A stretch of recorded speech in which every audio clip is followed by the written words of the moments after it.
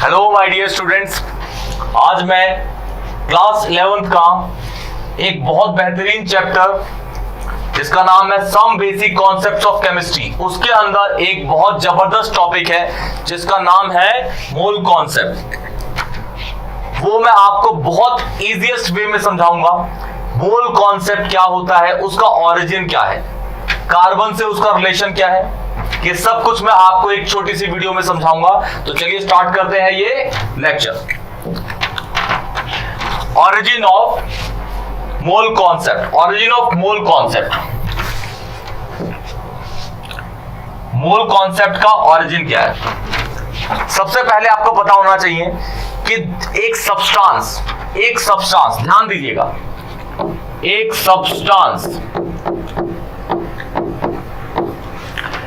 जो सब्सटेंस है वो बस दुनिया में 3 चीजों से मिलकर बना है।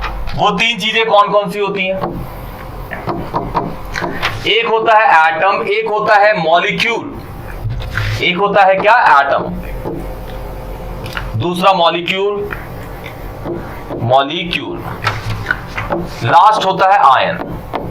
आयन्स आपको पता है पॉजिटिव और नेगेटिव होते हैं। एटम बहुत छोटी चीज होती है, उससे बड़ी जो चीज होती है वो होता है मॉलिक्यूल।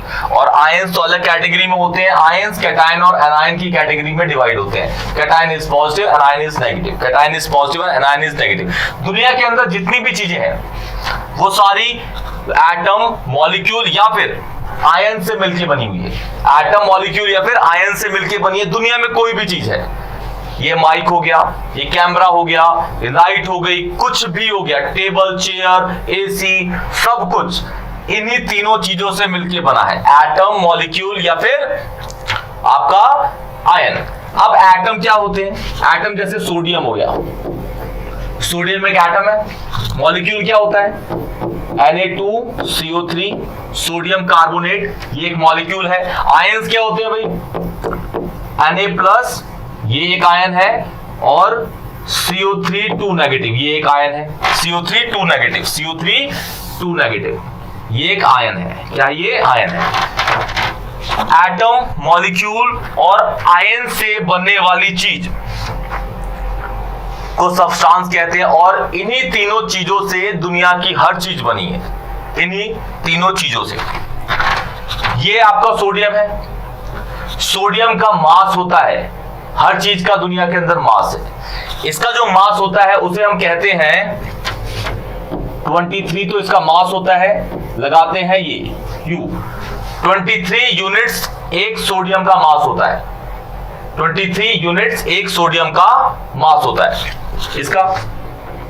ये एक मॉलिक्यूल है, इसका निकालते हैं 23 ट्वाइस कर देंगे, कार्बन का 12 होता है, थ्राइस ऑफ 16 कर देंगे। इसका अगर हम मास निकालें 106 यूनिट। ये है आपका आयन, ये कैटायन है, ये एनायन है। तो इसका मास 23 होगा, इसका मास 12 प्लस थ्राइस ऑफ 16, ये हो जाएगा आपका कितना? 60 यूनिट। ये कितना हो जाएगा? 23 यूनिट। इसका मास कहलाता है एटॉमिक मास, इसका मास मॉलिक्यूलर मास, इसका मास आयनिक मास। इसे क्या बोलते हैं? Atomic mass. इसको क्या कहते हैं? Molecular mass. क्या बोलते हैं जी? Molecular mass. इसको बोलते हैं आयनिक मास। अच्छा, ये तो आपके यूनिट्स वाले मास है। आपको अगर देखना है कि दुनिया की सबसे स्मॉलेस्ट यूनिट ऑफ मास क्या है और उसकी वैल्यू क्या होती है, तो वो है आपका smallest unit of mass. Smallest unit of mass या फिर स्मॉल यूनिट ऑफ मास, वो वैल्यू होती है 1.67 10⁻⁻24 grams. Smallest unit of mass. अगर आपको किसी भी चीज को यूनिट से, उसके स्मॉलेस्ट यूनिट से कन्वर्ट करना है उसको ग्राम के अंदर, तो आपको इस चीज से मल्टीप्लाई करना पड़ेगा, इस चीज से मल्टीप्लाई करना पड़ेगा, क्योंकि ये है सबसे स्मॉलेस्ट यूनिट मास की 1.67 10 की पावर माइनस 24 ग्राम, 1.6 10 की पावर माइनस 24 ग्राम। जैसे ये है आपका यूनिट। अच्छा, इसमें एक और चीज, एक यूनिट 6.10 की पावर माइनस 24 ग्राम होता है। पहले के जमाने में इसको हम लिखते थे 1 AMU, एटॉमिक मास यूनिट, ये भी इसी के इक्वल होता था। दुनिया में सबसे छोटे मास का नाम है या वैल्यू होती है उसका 1.67 10 की पावर माइनस 24 ग्राम।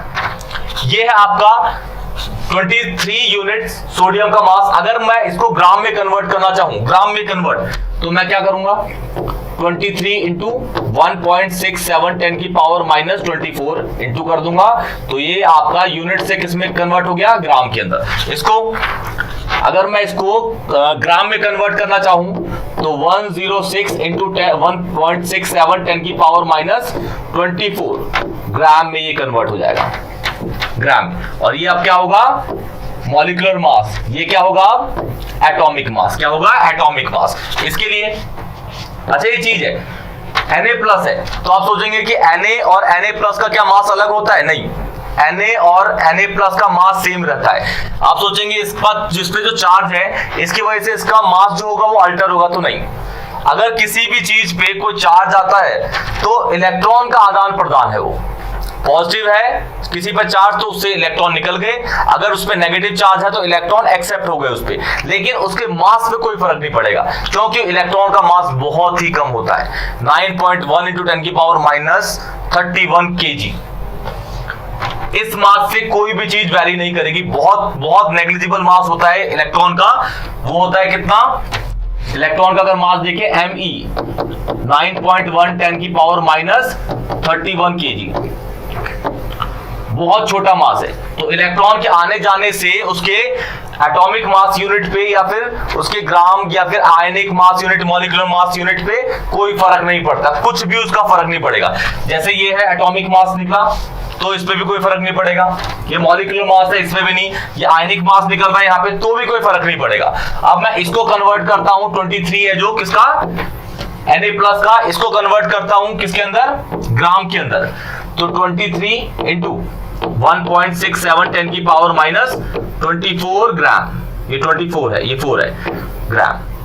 इसके लिए कन्वर्ट करता हूं तो 60 इंटू 1.67 10 की पावर माइनस 24 ग्राम, 24 ग्राम, 24 ग्राम।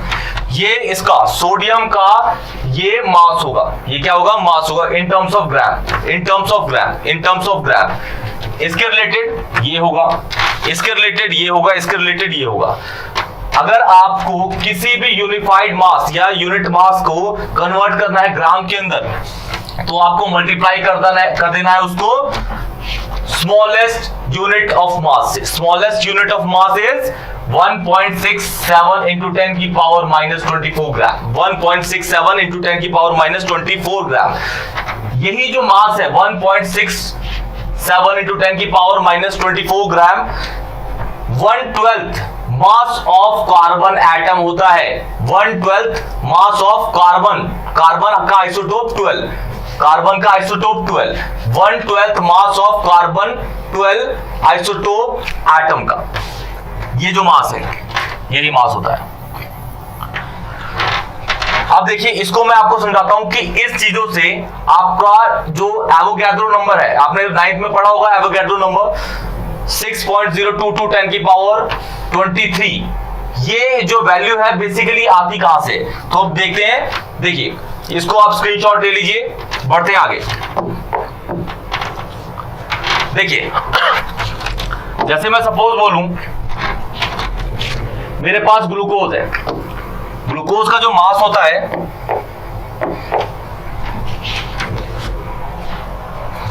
ग्लूकोज का जो मास है,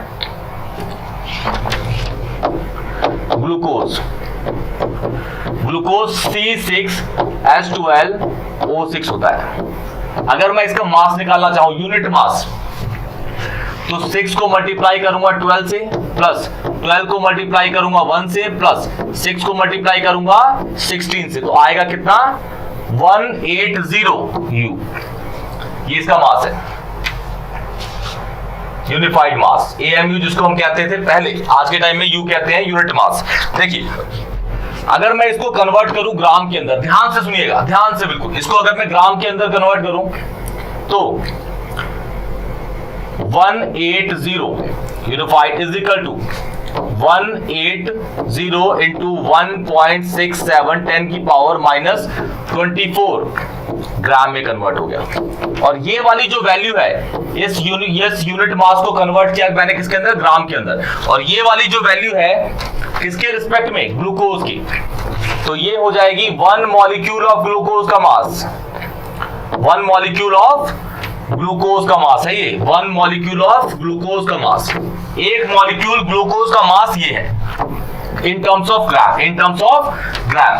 1 मॉलिक्यूल ऑफ ग्लूकोज का मास होता है 180 इंटू 1.67 10 की पावर माइनस 24 ग्राम, एक मॉलिक्यूल का मास, एक मॉलिक्यूल का मास। अगर मैं इन दोनों को रिलेट करूं, ध्यान से देखिएगा, इन दोनों को अगर मैं रिलेट करूं, अगर मैं 1 ग्राम के लिए मास निकालूं तो मैथ्स के अकॉर्डिंग ये पूरा का पूरा पोर्शन किसके नीचे आ जाएगा, मॉलिक्यूल के। तो 1 मॉलिक्यूल या फिर कैसे लिखिए, 1/180 इंटू 1.67 10 की पावर माइनस 24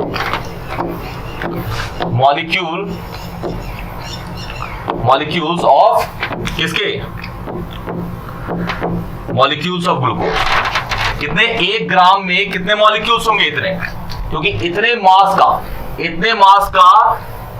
मास में कितने मॉलिक्यूल्स है, 1 मॉलिक्यूल, तो 1 ग्राम मॉलिक्यूल में ये पूरी वैल्यू मैं इसके नीचे डाल दूंगा मैथ्स के अकॉर्डिंग।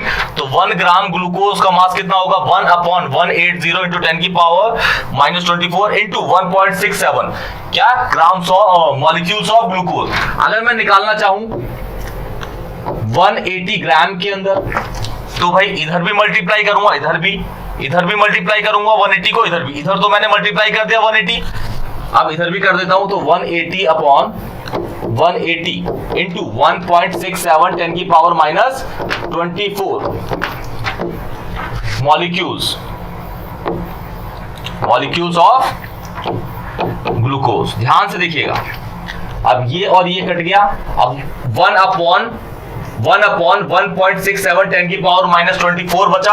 अगर इसको आप सॉल्व करेंगे तो जो वैल्यू आएगी मालूम है क्या आएगी, 6.023 इंटू 10 की पावर 23 मॉलिक्यूल्स आएंगे। और इसी चीज को हम क्या कहते हैं, एवोगैड्रो नंबर,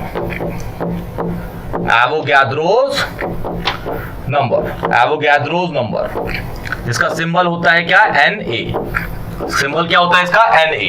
तो आप समझ रहे हैं कि ओरिजिन जो 1 मोल के अंदर जैसे पार्टिकल्स होते हैं, 1 मोल के अंदर जो पार्टिकल्स होते हैं, स्मॉल एंटिटीज होती हैं 6.023 या फिर 6.022, कुछ भी ले सकते हैं, थोड़ा सा अल्टर होता है, हम लेके चलते हैं 6.023 10 की पावर 23।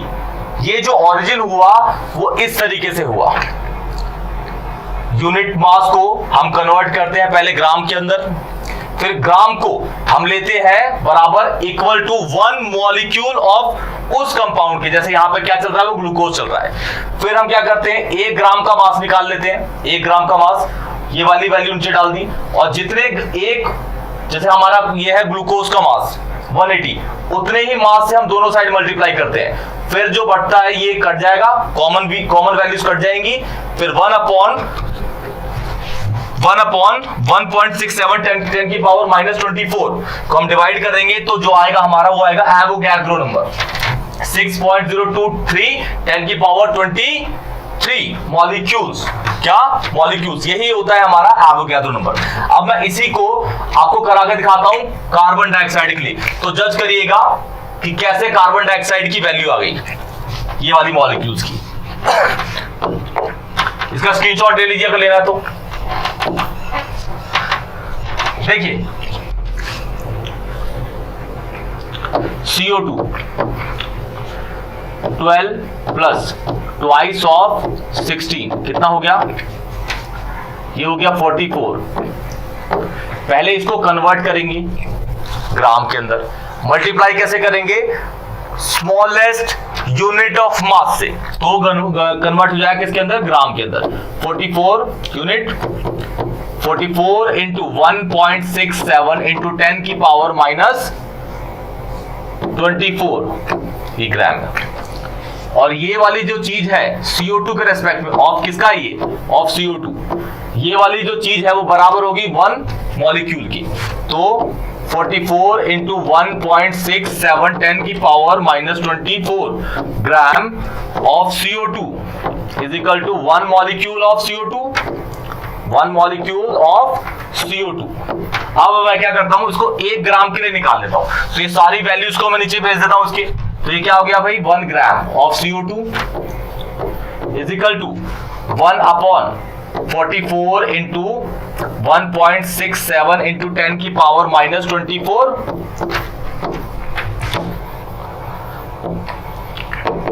Molecules of CO2। अब कितने ग्राम के लिए निकल रहा है, 1 ग्राम के लिए। अब मैं इसको निकालता हूं कितने के लिए, 44, क्योंकि कार्बन का जो मास होता है वो होता है 44 के लिए। तो दोनों साइड, इस साइड भी और इस साइड, दोनों साइड में 44 से मल्टीप्लाई कर दूंगा। 44 ग्राम ऑफ CO2,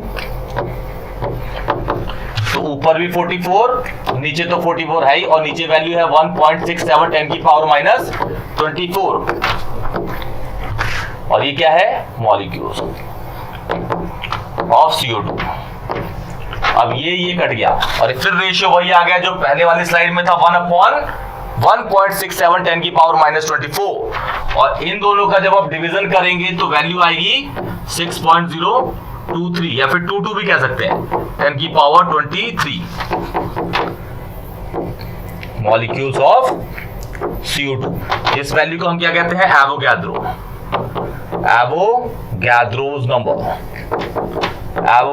नंबर। सिंबल क्या होता है इसका, Na।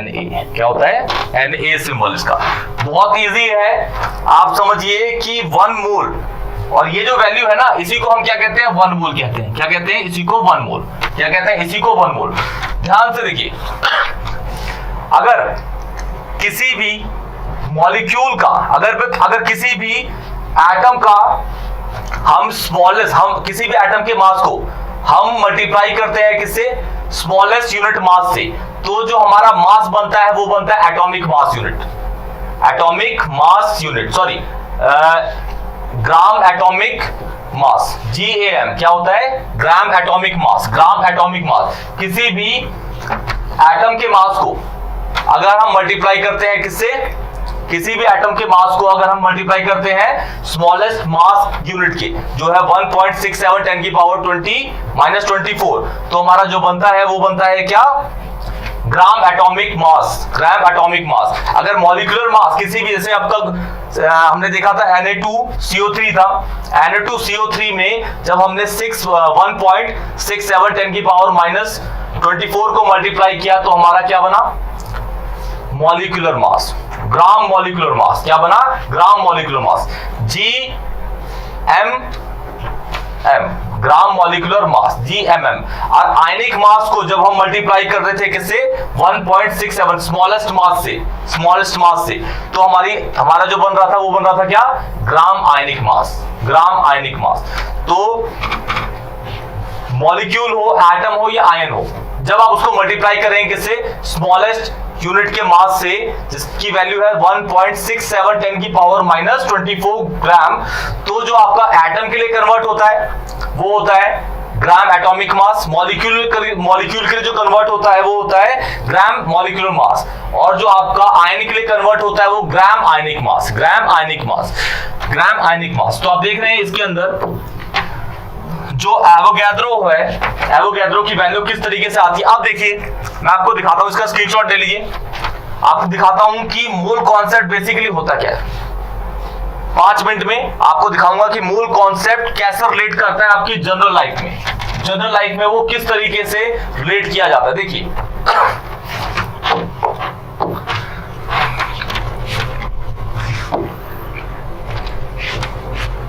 एक वर्ड है उसको कहते हैं दर्जन। इसको हम कंपेयर करें किससे, मोल से। आपको पता है कि एक दर्जन के अंदर 12 क्वांटिटी होती है, 12 क्वांटिटीज है। अब वो 12 क्वांटिटीज कैसे चीजों के लिए होती है, वो है मैक्रोस्कोपिक चीजें। मैक्रोस्कोपिक जिसको आप अपनी आंखों से देख सकते हो, जिसको आप अपनी नंगी आंखों से देख सकते हो, जो बड़ी चीजें हैं। जैसे एक दर्जन के अंदर 12 केले होते हैं, 1 दर्जन bananas is equal to 12 bananas. एक दर्जन bat is equal to 12 bats. एक दर्जन book is equal to 12 books. इस तरीके से हम देख रहे हैं पहले दर्जन को। अब इसी तरीके से मैं ले जाऊंगा मोल को। ध्यान से देखिए, अब मैं यहां कहूं कि भाई मेरे पास 2 दर्जन बुक है, 2 दर्जन बुक, तो एक दर्जन में 12 है तो 2 दर्जन में कितने होंगे भाई, 24 बुक होंगे, 24 बुक। अगर मैं बोलूं कि 2.3 दर्जन है मेरे पास बुक्स, तो इसी वाली, क्योंकि एक मोल के अंदर 12 है तो मल्टीप्लाई कर दूंगा 2.3 इंटू 12 बुक्स हो जाएंगी भाई मेरे पास। अब वो डेसिमल में आ रही है उससे कोई फर्क नहीं पड़ता। वैसे बुक्स जो है वो डेसिमल में तो होंगी नहीं, वो तो एक पूरी परफेक्ट वैल्यू होगी। जैसे बोलो कि 4.1 मेरे पास दर्जन बैट है, तो इसको मैं कन्वर्ट करूं किसके अंदर, नॉर्मल वैल्यूज के अंदर, तो 4.1 इंटू 12 क्या हो जाएंगे मेरे पास, बैट्स। इसी तरीके से जो दर्जन यूज होता है वो मैक्रोस्कोपिक पार्टिकल्स के लिए, किसके लिए, मैक्रोस्कोपिक पार्टिकल्स के लिए। मैक्रोस्कोपिक। और जो मोल है वो होता है माइक्रोस्कोपिक पार्टिकल्स।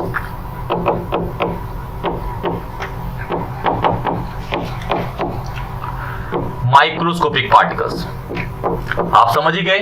एटम होगा, मॉलिक्यूल होगा, आयंस होगा, इलेक्ट्रॉन्स होगा, प्रोटॉन होगा, ये सारी चीजें क्या होती हैं, माइक्रोस्कोपिक। क्या होती है, माइक्रोस्कोपिक। जैसे मैं बोलूं कि 1 मोल को हम क्या कहते हैं, Na आपका होता है एवोगैड्रो नंबर। कितनी वैल्यू होती है, 6.023 लेते हैं, 10 की पावर 23। एक मोल के अंदर इतनी वैल्यू है, तो 2 मोल के लिए कितना होगा भाई, 2 से मल्टीप्लाई कर देंगे।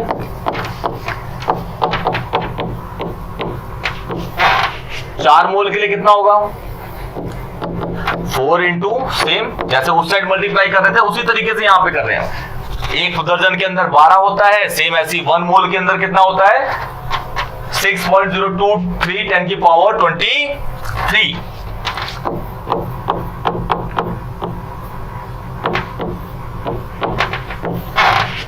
4.2 मोल्स के लिए 4.2 इंटू 6.023 10 की पावर 23। इस तरीके से हम मोल कॉन्सेप्ट को देखा हमने कि मोल कॉन्सेप्ट का ओरिजिन कैसे हुआ। इसके न्यूमेरिकल्स में और बेसिक कॉन्सेप्ट्स न्यूमेरिकल्स के साथ नेक्स्ट वीडियो में लेके आऊंगा। तो तब तक के लिए बने रहिए हमारे चैनल पे, सब्सक्राइब करिए चैनल को स्टडी क्लब 24/7 और कमेंट करिए। अगर कोई भी डाउट हो चैनल को लाइक करिए, शेयर करिए। तब तक के लिए थैंक यू।